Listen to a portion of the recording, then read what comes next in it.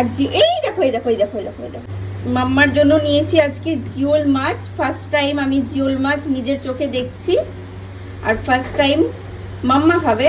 আমরাও আগে কোনোদিন মনে হয় খাইনি জিওল মাছ। কিভাবে কি পরিষ্কার করে তাও জানি না।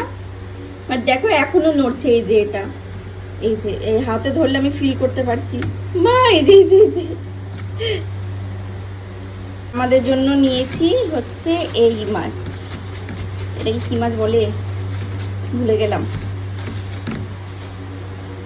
মাথাটা বেশ বড়, আর দেখছো একদম টাটকা মাছ, তার রক্ত দেখেই বোঝা যাচ্ছে। আর এই দেখো এই দেখো এই দেখো এই দেখো এই দেখো। আর জিওল মাছ খেলে কি ভিটামিন বেনিফিট হয় একটু কেউ জানলে বলবে আমাকে। এই যে দাঁড়াও, তখন নড়লো যে, জ্যান্ত এখনো আছে, এটা কিন্তু মরেনি এখনো।